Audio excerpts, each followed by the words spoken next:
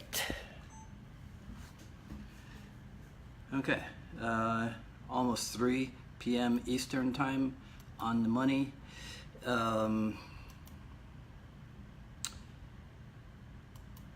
Okay, hello everyone. This is Dwight Woods, the Jeet Kune Rebel, and welcome to the I Love Jeet Kune broadcast number 44. And this is the one about the relationship between Jeet Kune and MMA. It's a little bit similar, maybe entitled to something that we talked about a couple of weeks ago, I think. All right, so as you guys are logging in, hello, Bo Jackson. I recognize your icon. Be sure to say where you're logging in from. Hit the like button, and feel free to continue doing so. Hey, Glenn. If I happen to say anything with which you agree or you think is particularly insightful or what have you, and then Facebook will know that we're enjoying ourselves and will assign, I love this phrase, algorithmic relevance to our broadcast. Right, so broadcast number 44, the one about the relationship between Jeet Kune and MMA. All right, so there are a number of things, maybe about 3 things that contributed to making today's topic, right? So I'll tell you about them. So the first was in chronological order. The first was you know, the old videos of Joe Rogan and Joey Diaz, and they talk about Bruce Lee's movies. I think one of them they talk about the Fist of Fury, and then the other one they talk about Way of the Dragon, right? And then more recently, maybe a week ago or 2 weeks ago, Eddie Bravo was on the podcast and they talked about Bruce Lee again. I think Eddie was saying that his little boy is deep into Bruce Lee and the nunchucks or something, right? The second thing was I got some more questions on Quora about Bruce Lee and MMA, including one in particular that talked about who should have more credit for MMA. And then the third one was those of you who follow me on the Jeet Kune dialogues, you'll know that last Wednesday I dialogued with Eric Paulson, and then last Friday I dialogued with Greg Nelson, and then this past Monday, 2 days ago, geez, it seems like forever, this past Monday was with Rick Fay. So if you don't know who those guys are, shame on you, I'm kidding. But if you haven't seen the shows, then look them up on the Miami Jeet Kune channel on the YouTube, right? So just go to the YouTube, and they're episodes number 21, 22, and 23. But I think if you do a search for the Jeet Kune dialogues, then you'll find them there, right? I actually made a new channel for them on the YouTube, and then something spit it back at me, so I'm working on that. So we're going to talk about those 3 things, right? Joe Rogan and Joey Diaz and Bruce Lee, Quora and Bruce Lee and MMA, and then Eric Paulson and Greg Nelson and Rick Fay. We're going to talk about in reverse chronological order, right? So here's the deal. So remember what we're talking about. The relationship between JKD and MMA, which is not as simple an idea as is Jeet Kune MMA or is MMA Jeet Kune, or however it is that you want to express it, right? So Eric Paulson retired undefeated as the light heavyweight world champion in Shudo, Japanese Shudo, also known as Shootwrestling, and he's now the lead coach at Combat Submission Wrestling headquarters in Orange County, right? And just so you know, by the way, Eric actually competed in Japan before UFC 1. It was in 1993. I think it was maybe a few months or several months before UFC 1 actually premiered, right? In 1999, Greg Nelson put on the gi, because he was a wrestler and a gymnast in high school and college, right? In 99, Greg put on the gi and he won a gold medal in the blue belt division of the Pan Americans, right?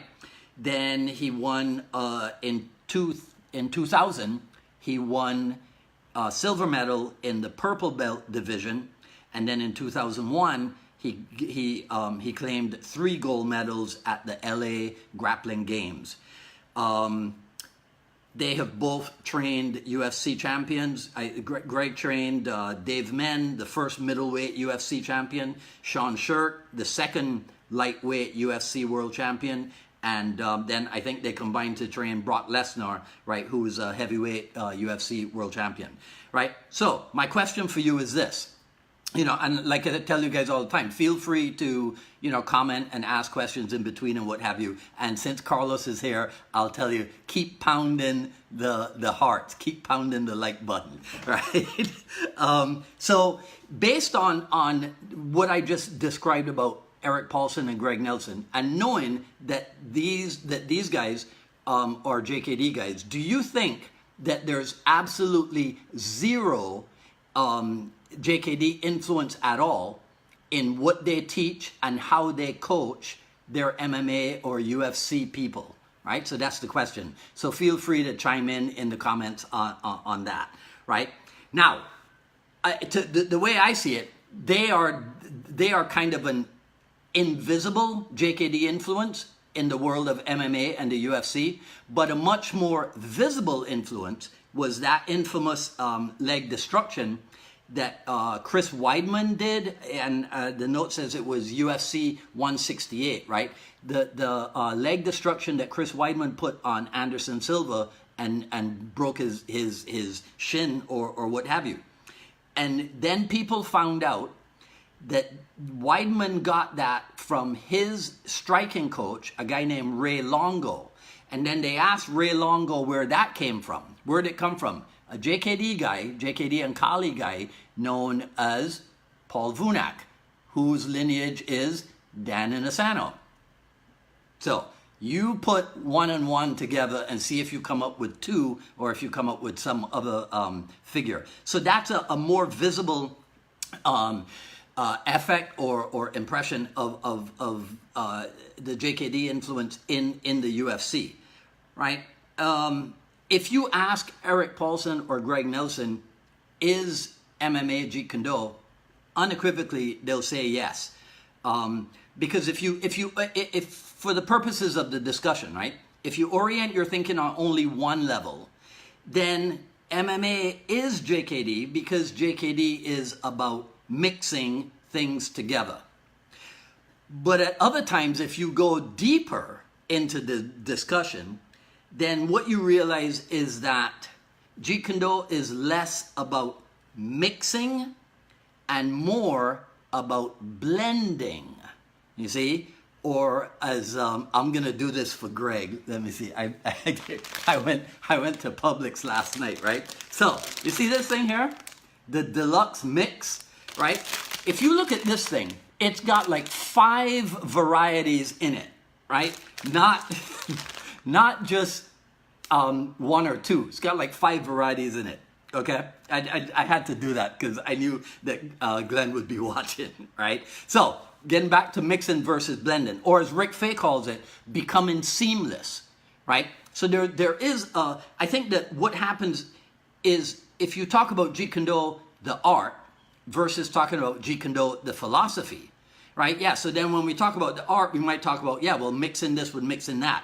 But when you start talking about Jeet Kune Do in philosophical terms, then you might veer away from mixing and veer more towards the idea of blending, the idea of becoming seamless, the idea of becoming one, right? The reason why I bring up Rick Fay also is because remember that Rick Fay is the guy who introduced Greg Nelson and Erik Paulson to the world of Jeet Kune Do, right? And an interesting thing about Rick is that if somebody comes to him in Minnesota for fighting, he just sends them to Greg because Rick is more, let's call it an old school JKD guy. And so for him, the grappling aspect, the Muay Thai aspect, even the Kali, even the weaponry, they are portions of the blend and not necessarily the art itself, right? I might talk about that a little bit later. All right, so part 2 then is the core question as to who was more impactful to the creation of MMA? Is it Bruce Lee or the Gracies? So my answer to that is that impactful, it's got to be the Gracie family, because they got the UFC started, and it was through their initial efforts, right, that now this thing ultimately has blossomed into what, $1 billion company or what have you. Bruce Lee's contribution was somewhat indirect, because it would be the influence, and again I'll use the term mixing because we're not going deep into the discussion. So Bruce Lee's indirect contribution would be the influence of mixing the arts, since he's probably the person best known in the United States for introducing that idea. As a matter of fact, I don't know if you could find a magazine article from the 70s or the late 60s or the 70s where there's anybody but Bruce Lee talking about the idea of putting stuff together. So ultimately what I said in my answer on Quora is that perhaps we can give Bruce Lee credit for forming the idea or formulating the idea, but then the rest of the credit has to go to the Gracies for full implementation of the sport of MMA. So that's another one that I want you to make your comments on, right? So then winding this thing down, in the third part, so Rogan and Diaz and Bravo and what have you, bless their hearts. I love them for the admiration that all three of them hold for Joe Bruce, right? And I've said this before, I give Joe Rogan full credit for having the insight to say that even if Bruce Lee never competed professionally, it's obvious that he sparred a lot. Right, so they demonstrate that they don't have a deep understanding and a deep knowledge of Bruce Lee and Jeet Kune, but it's obvious that they are aware that there is a connection, that there is a relationship, which is why I titled today's broadcast thusly. Right, so but why is that? Why is there this relationship? I'll tell you why. It's because Bruce Lee's search was for truth in combat, the reality of combat. And if you think about this chronologically, if you put it in chronological reference, back then there was a lot of non-contact or no contact fighting in tournaments and what have you. And Bruce Lee wanted something that was a little bit more realistic, and that's where chest protectors and groin protectors and headgear from boxing and 16-ounce boxing gloves, that's where that came in to his approach. Because sparring, and you'll read this in different Jeet Kune books, that sparring was the ultimate test for reality. So if you're going to spar without going to the ground, without taking it to the ground, what are you going to do? You're going to kick and punch, right? Or you'll kick and punch an elbow and knee. So right there, as soon as you start doing that, you are now working in one half of what's considered mixed martial arts, because essentially mixed martial arts is what? Jiu-Jitsu or wrestling on the ground, and Muay Thai when you're standing, right? So if you here's something else that I thought about in this, right? Even in the movies, Bruce Lee was trying to get people to understand that wherever it came from. You remember 1972, Way of the Dragon. What does he say in one of the backyard scenes in Way of the Dragon? That wherever it comes from, if it helps you to protect yourself in a fight, then you should study it, right? And he said the guy should understand that. Also in 1972, one of the top Chinese movies, one of the top Kung Fu movies at the time was King Boxer, right? Or what I think more people know it as Five Fingers of Death or something. I wonder if that's the same movie as Bloody Fist. But that was also in 1972. Do you think that Lo Lee or Chan Sing or whoever was the star of that movie, that he had a message, right, in the movie about putting things together and looking beyond arts from a particular era? I think not, right? Anyhow, that's just a little aside. So I'm not trying to say that Bruce Lee or Jeet Kune created MMA, not by a long shot. Rick Fay said something when I spoke to him. He said that Dan Inosanto has said that in Jeet Kune, you want to be informed by the combat sports. but you don't necessarily want to be identified by them as such, but you do want to be informed by them. Because here's the thing, see, the combat sports have more popularity. They probably have more viewership than anything that we are doing in regular martial art training, because it's sport, and sport usually has more viewership. So a lot of people out there are informed by what they see these guys doing. And so if you get into a scrape with somebody, they're probably going to try to work some MMA nonsense on you. And that's why you have to be informed by what's going on in the combat sports, but not necessarily identified by them as such, right? Another thing that Rick said was, and I looked it up, it's in the Tao, it's on page 75, and it's a section entitled Conditioning, and Bruce Lee writes in there, general conditioning is running and flexibility. But dig this, specialized conditioning is boxing, kicking, and wrestling. I'm going to say it again. Specialized conditioning is boxing, kicking, and wrestling. Now, you tell me, put those three together, boxing, kicking, and wrestling. What do you have? To me, that sounds like a recipe for MMA. So the idea is there on the pages of the Tao of Jeet Kune Do, right? Okay, so that's pretty much the serious part of with that little thing about the nuts accepted, right? That's pretty much what I want to talk to you about. Now I'll make a little funny thing at the end here. There's something, one time I was talking with Sifu Dan, he said, well, if it was really mixed martial arts, it would include the weaponry, right? So, and then I thought that was interesting, because there are people who have gone the reality route with weaponry, and they're known as the Dog Brothers, right? Eric Naus and Mark Denny and those guys. So, and what's their origin? Essentially, Jeet Kune Do, again, the Inasano influence, right? So even when it comes to MMA, including weaponry, you get the Dog Brothers who stick fight and grapple and kick and punch and elbow and knee with a stick or some kind of weapon in their hands, right? So, but this is the big difference, right, between Jeet Kune Do and MMA. Hardly anyone in Jeet Kune Do uses MMA as in mass media advertising, right? And then Jeet Kune Do has never enjoyed MMA as in mass market appeal.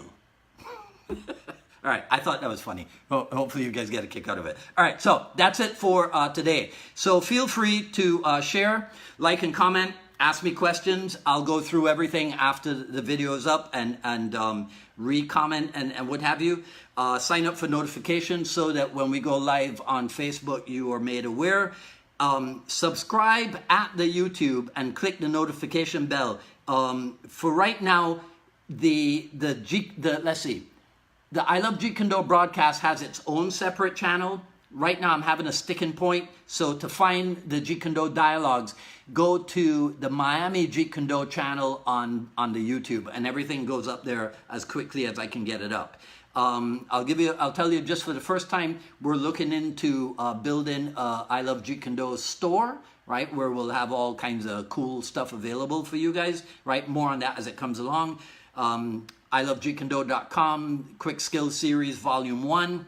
Coming up on Friday, the 21st, the Jeet Kune Do dialogues will be with Tim Becker. That's at 2 p.m. actually. Yes, Mr. Wells, there we go. The Shattering Fist, I think is what they call this one, right? So on Friday at 2 p.m., because I have to pick up Ajahn Chai at the airport. He's doing the annual Muay Thai seminar for me. That's the next episode of Jeet Kune Do Dialogues, and I think that's it, right? So we'll see you back here next week, same time, for another episode of the I Love Jeet Kune Do broadcast. You guys enjoy the rest of your day. Have a good one.